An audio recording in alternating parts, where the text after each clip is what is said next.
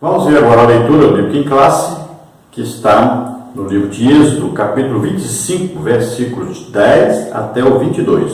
Vamos ver.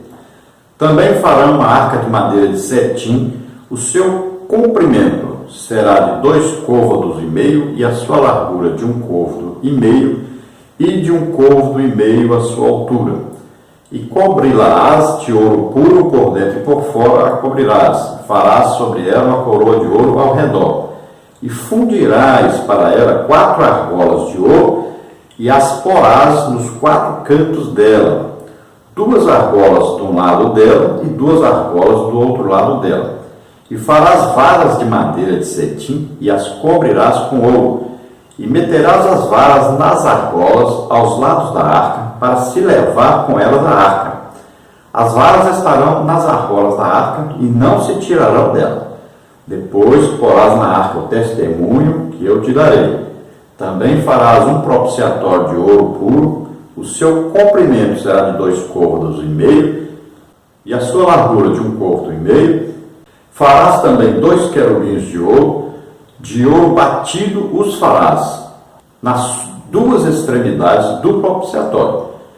Farás um querubim na extremidade de uma parte e o outro querubim na extremidade da outra parte. De uma só peça, com o propiciatório, fareis os querubins nas 2 extremidades dele. Os querubins estenderão as suas asas por cima, cobrindo com as suas asas o propiciatório. As faces deles, uma defronte da outra, as faces dos querubins estarão voltadas para o propiciatório. E porás o propiciatório em cima da arca, depois que houveres posto na arca o testemunho que eu te darei. E ali virei a ti e falarei contigo de cima do propiciatório, do meio dos 2 querubins que estão sobre a arca do testemunho.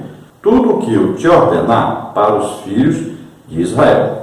Então veja que Deus está dizendo que a partir do momento que é construído o tabernáculo, ele vai falar agora com Moisés através daquela tampa da arca ali. Ele vai vir ali, vai se manifestar ali, no meio dos 2 querubins que se juntavam as asas ali, sobre a arca do testemunho, ou a arca da aliança. E ele diz então que isso vai começar a acontecer depois que ele der o testemunho para ser colocado dentro da arca.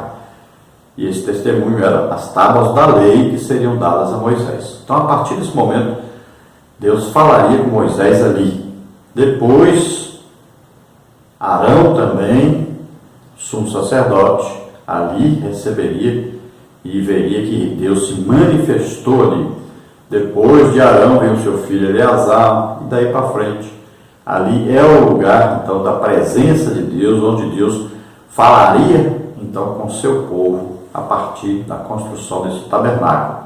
Na lição de hoje, nós teremos aí os seguintes tópicos e subtópicos. Tópico 1, a descrição da Arca da Aliança. Subtópico 1, os nomes da Arca. Subtópico 2, a construção da Arca. Subtópico 3, o símbolo das 2 naturezas de Cristo. No tópico 2, nós veremos o propiciatório da Arca. Subtópico 1, a tampa da arca. Subtópico 2, a simbologia da tampa da arca. Subtópico 3, a simbologia dos querubins alados sobre o propiciatório. No tópico 3, nós veremos os elementos sagrados dentro da arca. Subtópico 1, as tábuas da lei. Subtópico 2, um vaso com o maná no deserto. Subtópico 3, a vara que floresceu. A introdução da lição diz assim: até aqui analisamos de maneira compartimentada o espaço do tabernáculo. Passamos pelo pátio, pelo lugar santo e pelo lugar santíssimo. Agora, encontramos-nos no lugar santíssimo. Nesta lição, o nosso objeto de estudo é a Arca da Aliança, que ficava no Santo dos Santos, e veremos então algumas lições que ficavam no Santo dos Santos. Veremos algumas lições espirituais que há de edificar nossas vidas. Então, nas outras 8 lições, nós estudamos aí detalhadamente o tabernáculo e estudamos por compartimento, né? Então, cada lugar. Estudamos lá o pátio do tabernáculo, vimos lá o altar de sacrifício, vimos a pia, aí entramos na parte coberta do tabernáculo, né? Aí vimos aí a mesa dos pães da proposição, vimos lá o candelabro, vimos o altar de incenso, aí entramos no Santo dos Santos, ou Santíssimo Lugar, Aí estudamos aí a cortina, né? Aí o véu, estudamos todo o interior e agora vamos estudar a arca, exclusivamente então a arca da aliança. Tópico 1, a descrição da arca da aliança, Êxodo 25:10. Subtópico 1, os nomes da arca. Subtópico 2, a construção da arca. Subtópico 3, o símbolo das duas naturezas de Cristo. Subtópico 1, os nomes da arca. A designação hebraica dada à arca significa cofre, casa de madeira, baú. Nas escrituras sagradas, diferentes nomes identificam esse precioso objeto. A arca de Deus, a arca do Senhor, a arca da aliança, a arca do testemunho. Então era a peça mais valiosa e importante do tabernáculo, porque ocupava o primeiro lugar da vida espiritual de Israel. Então, para Israel, não havia nada mais importante do que a arca da aliança. Então, para eles, a arca estava com eles, Deus estava com eles. Então, esta era a noção exata do que representava a arca para o povo de Israel. Então, não era tanto nem o tabernáculo em si, mas a arca. Então, a arca representava para eles exatamente Deus no meio deles. Veja bem que o objetivo, então, de todo o culto era chegar à arca, né? Porque ali Deus se manifestava. Então, para eles, falava arca, era a mesma coisa que dizer Deus. Vamos para a guerra? Leve a arca, porque Deus vai estar conosco. Então, assim, eles pensavam e eles não tinham a noção da presença de Deus em toda parte sem ter a arca. Para eles, para Deus estar, a arca tinha que estar. Subtópico 2, a construção da arca. Êxodo 25, 10 e 11, né? O objeto mais valioso e santo do tabernáculo, a arca da aliança, foi construída de maneira especial, madeira de cetim ou acácia, e revestimento com ouro puro, tanto por dentro quanto por fora.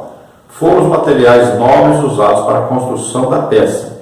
Sua forma era retangular e suas medidas eram de 2,5 côvados de comprimento, 1,5 de largura e 1,5 de altura. Então, 1,25 de comprimento, 75 centímetros de largura, 75 centímetros de altura. Esses são valores aproximados, baseados aí no côvado de 45 centímetros. Como a madeira de acácia não ficava exposta e o que se podia ver era o dourado da arca, a imagem faz uma perfeita tipologia das duas naturezas de Jesus Cristo, verdadeiro homem e verdadeiro Deus. Essa doutrina é uma das mais importantes da fé cristã.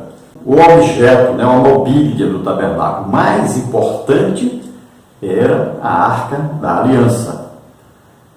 E era o objetivo principal de todos os inimigos de Israel.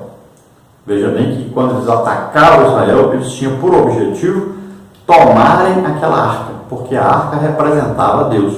Então, para entrar na cidade, olha, eles passavam pelos muros, derrubavam os muros da cidade, né? E o objetivo deles, chegar no templo, passava pelo átrio, lugar santo, depois santíssimo, e o objetivo deles então era a arca, porque ali estava o Deus dos hebreus. Este era o objetivo então dos inimigos de Israel.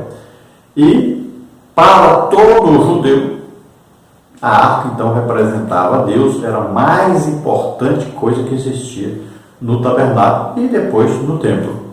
Então ela foi construída com madeira de cetim ou de acácia, que não era muito valiosa, mas ela foi revestida de ouro. Então a arca, ali a vasilha, o baú, foi construído de madeira de cetim ou madeira de acácia. Essa madeira não é uma madeira nobre. Poderia ser construído, por exemplo, de cedro, como Salomão importou cedro lá do Líbano. Mas ela foi construída com a madeira ali, que tinha ali próxima. Então, olha só, essa madeira, ela tem um significado, a simbologia da o quê? Da humanidade de Cristo. Então, dentro, ninguém via lá de fora, mas dentro tinha ali a humanidade de Cristo. Do lado de fora, o ouro representa a realeza, a divindade, de Cristo. Então aí as duas naturezas de Cristo, ao mesmo tempo homem, ao mesmo tempo Deus, 100% homem, 100% Deus. Nunca deixou de ser Deus, não é porque se humanizou que deixou de ser Deus. Ele fez o quê? Ele deixou as prerrogativas divinas e se tornou em tudo semelhante ao homem, mas não deixou de ser Deus. Então ele era um homem perfeito enquanto estava aqui na terra. E essa doutrina é muito importante para todo cristão. Ele deve entender que Jesus continuou sendo Deus. Antes de existir qualquer coisa, Jesus já existia, Jesus é Deus. Então quando ele vem e nasce na terra como homem, ele não deixou de ser Deus. Continua sendo Deus. Agora, como homem, então, ele se torna em tudo semelhante ao homem, menos no pecado, é claro, que nunca pecou.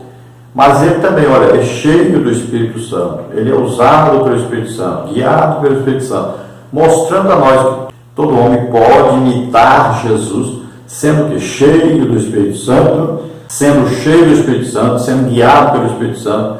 Então ele vai fazer uma grande obra, pregar o Evangelho como Jesus pregou, vai orar para as pessoas, grandes milagres vão acontecer como aconteceu com Jesus, vai ter aí várias revelações como tinha com Jesus, né? Jesus mesmo disse, farão maiores obras do que estas, porque eu vou para o Pai.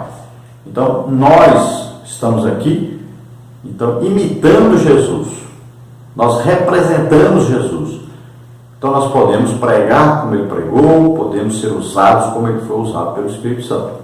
Um dia vamos ser igual a Jesus? Nunca. Iguais a Jesus, nunca. Mas a Bíblia diz que nós olhamos para Jesus, autor e consumador da nossa fé, e nós vamos tentando imitar Jesus, nos aproximarmos cada vez mais de Jesus. Nunca vamos ser iguais, mas vamos procurar imitá-lo cada dia mais. Aí nós estamos disponibilizando para você aí figuras ilustrativas, né? Slides. Lá nós temos um site onde nós colocamos esses slides, nós colocamos também aí nos grupos, né, que nós participamos, colocamos aí o PowerPoint aí da lição, com todas as figuras que nós usamos, mas aí está o endereço do blog, lá onde nós disponibilizamos gratuitamente de todos os slides, você pode pegar toda semana, que os alunos vejam uma figura do tabernáculo, da mobília do tabernáculo, né, do tabernáculo completo, tudo, para que eles tenham melhor aprendizado. Sem mostrar uma figura, fica muito difícil ministrar a aula. Então eles terão que ver aí como era a arca, o que tinha na arca, como é que era a tampa da arca. Então tudo isso é importante mostrar. Subtópico 3, o símbolo das duas naturezas de Cristo. O ouro simboliza então a divindade de Jesus e a madeira sua humanidade, como está em Hebreus capítulos 1 e 2. Símbolo da plenitude da presença de Deus entre o povo judeu, a arca aponta para uma verdade revelada no Novo Testamento acerca de nosso Salvador, porque nele habita corporalmente toda a plenitude da divindade. Colossenses 2,9. Ou seja, Cristo é o Emanuel, isto é, o Deus conosco, o Verbo que se fez carne e habitou entre nós. Mateus 1,23, Isaías 7,14, e Isaías também 9,6, João 1,14. O apóstolo Paulo ainda escreve, e sem dúvida alguma, grande é o mistério da piedade, aquele que se manifestou em carne, 1 Timóteo 3,16. É uma verdade consoladora saber que hoje temos, à destra de Deus, um sumo sacerdote que sabe o que se passa com a nossa vida e ainda compadece-se por ela. Hebreus 4,15. Portanto, não hesite em chegar ao trono da graça com confiança. Hebreus 4,16. Então, como dissemos no subtópico passado, aí, a madeira simboliza, então, a humanidade de Cristo, o ouro simboliza, então, sua divindade. E nós devemos saber que toda a completude estava em Cristo. Então, toda a plenitude de Deus estava em Jesus. Então, Jesus é o quê? É completo, é Deus mesmo, e era o homem perfeito. Toda a plenitude do Espírito Santo estava sobre ele. Nós vimos aí no candelabro, na representação da unção do Espírito Santo, a completude, a plenitude de todo o poder de Deus estava sobre Jesus. Então, olha só, ao mesmo tempo, ele é Deus, que não existe nem como falar assim, é o Deus perfeito. Não existe isso. Deus é Deus. Deus é o autor da perfeição, da sabedoria. Deus sabe tudo, Deus está em toda parte, Deus pode qualquer coisa. Então, olha só, Jesus é Deus. Agora, como homem, ele é um homem perfeito. Não existia nenhum defeito em Jesus.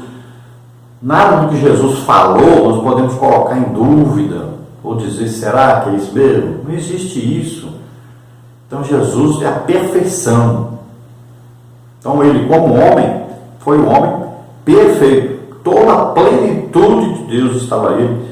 Toda a plenitude de Deus estava sobre ele. Então as suas faculdades mentais, né?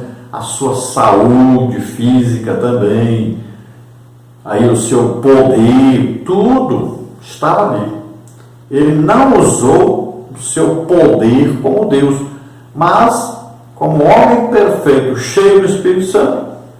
Então, todo o poder de Deus poderia operar através dele. Olha só, por quê? Porque ele estava como homem cheio do Espírito Santo, capacitado pelo Espírito Santo, dirigido, orientado pelo Espírito Santo, que é Deus. Isso é muito importante entender, porque a partir daí é que você vai começar a ser usado por Deus aqui na terra. Quando você entender que o mesmo Espírito Santo que estava em Jesus está em nós. Isso é muito importante você entender. Se você conseguir entender isso, e olha, são pouquíssimas pessoas que conseguem entender isso claramente. E essas pessoas passam a ser usadas por Deus poderosamente. Então estude bem isso. Coloque isso dentro do seu coração. O mesmo Espírito Santo que estava em Jesus é o mesmo Espírito Santo que está dentro de nós. Pense direitinho nisso. E comece a pregar o Evangelho diferente. Comece a pregar o Evangelho do jeito que Jesus pregava. Pregando e o poder de Deus agindo através dele. Esse é o legítimo Evangelho. O Evangelho que está na Bíblia. Então Jesus é o Emanuel, Deus conosco. Jesus hoje está à direita do Pai, intercedendo por nós. E nós temos que saber que nós representamos Jesus aqui na terra agora. Somos filhos de Deus. Então ele é o caminho para se chegar a Deus. Olha, o véu foi rasgado, está livre o caminho. Nós chegamos através de Jesus. Creia nisso. Aproxime-se de Deus. Se achegue a Deus.